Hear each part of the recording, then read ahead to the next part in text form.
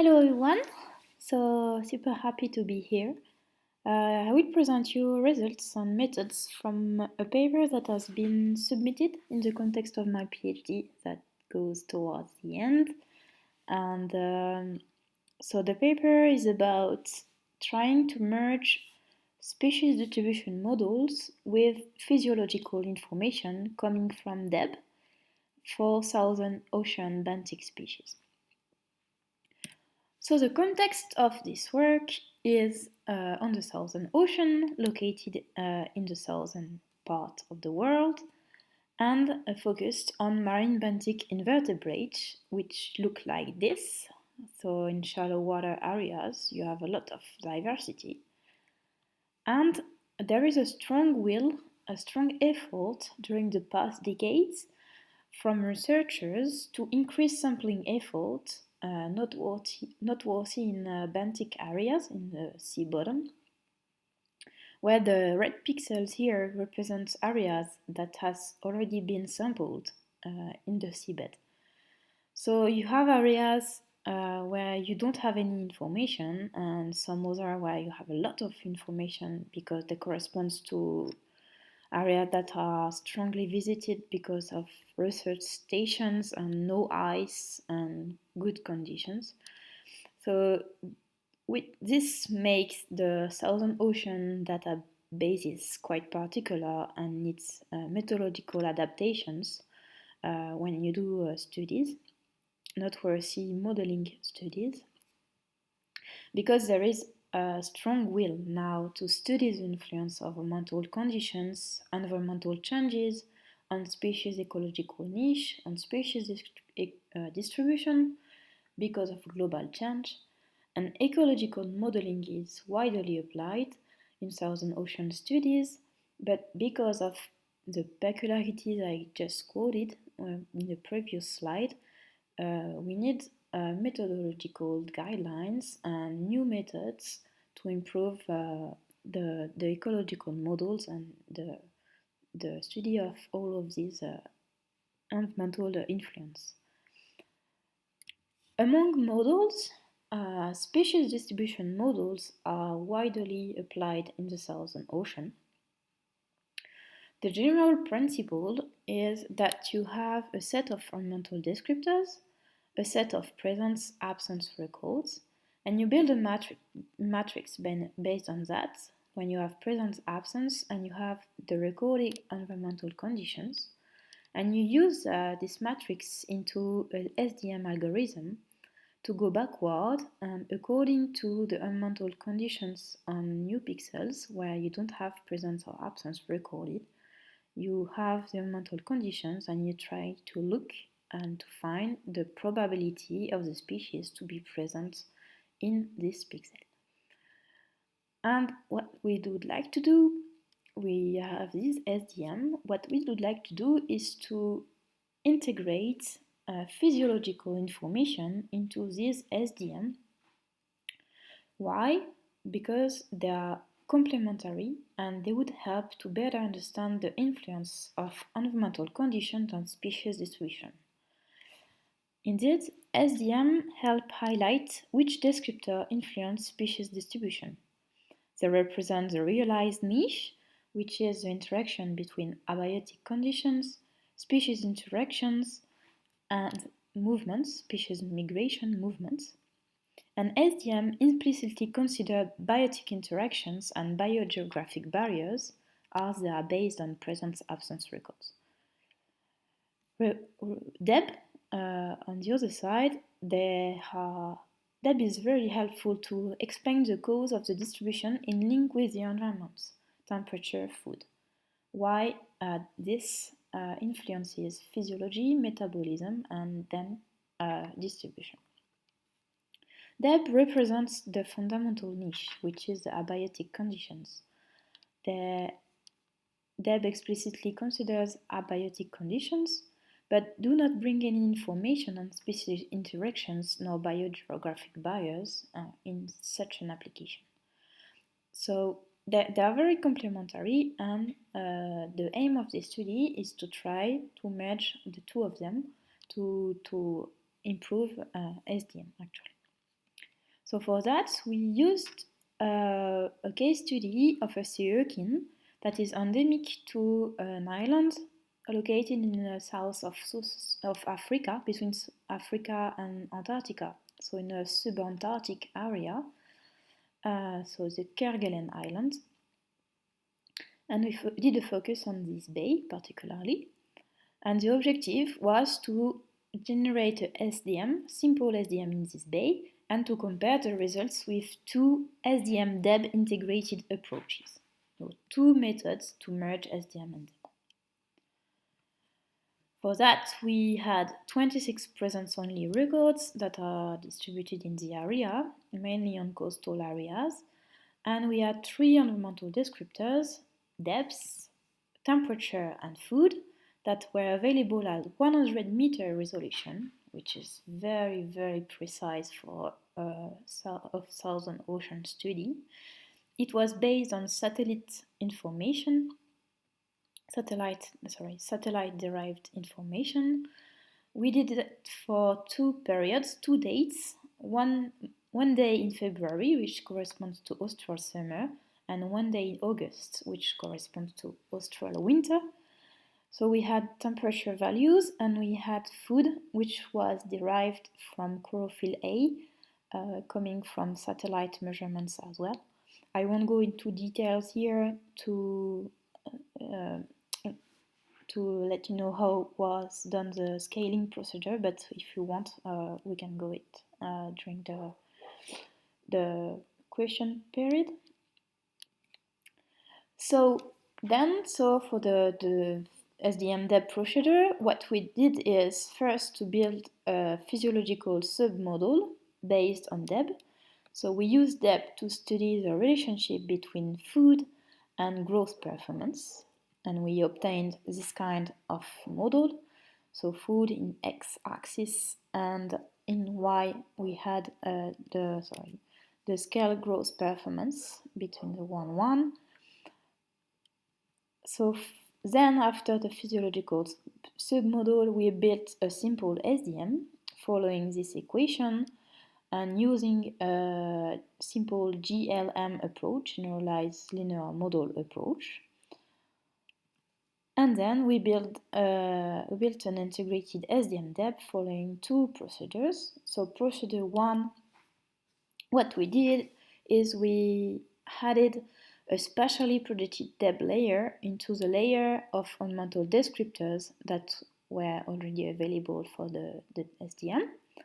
So the SDM is then enriched with 1 extra layer, and this DEB layer, we obtained it by measuring physiological performance for each pixel. So for each pixel we had temperature and food. So then we calculated DEB on each pixel, and we had a specially projected DEB layer. And we did that for different DEB layers. So we did that for the amount of food necessary for maintenance, PM, the amount of energy that is available into the reserve compartment, PC, etc. So we did that for several DEB layers, and we compared the integrated SDM-DEB final models. And the second approach to merge SDM and DEB was using the inference Bayesian approach. So for that, we used the SDM equation we had, so the GLM procedure, but instead of having no a priori before, using an empty matrix to fill in the GLM, we filled the matrix of parameters with values obtained from the physiological submodel in green and from a simple SDM in blue. So to put it in a way, a more pedagogic way, we had this matrix of parameters, and some of them come from either the physiological submodel or the simple SDM. We have the mean standard deviation. We put that into the GLM, and the SDM measurement is calculated like this, enriched with a priori information. So these are the methods, and now the results. So what we had. So first, results about the integrated SDM-DEB, so the one where we had a DEB layer integrated into the stack of layers. So we did that here for two cases. Cases 1, the DEB layer is PC, and cases 2, the DEB layer corresponds to PM, with these results correspond to this stack, this layer, and this layer corresponds to the second stack for February and August. What we can see is that we have strong contrasts between outputs according to the DEB layer that was chosen. The contrasts are much more present here because I just did not put it on the same scale, but you can see that here and here, according to the DEB layer that was used, you have some extreme values that pop up at some areas, and generally speaking, here you have values that goes on average at 0.5, and here it's more 0.4. So it's quite contrasted, and here the same.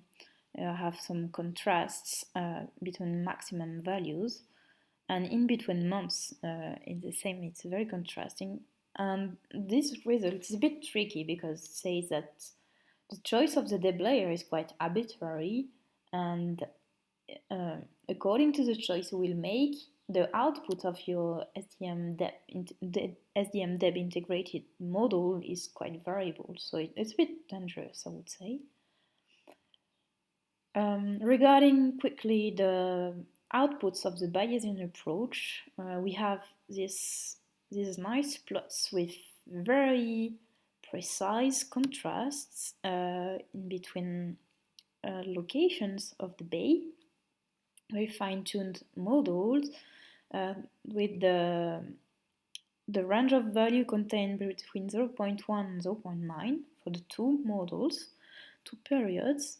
Here it corresponds to deep areas where very low suitability for the species. So it's a bit more logic, I would say. And the main results, sorry about chapter 3, the main results here correspond to response plots, where you can really compare the different procedures.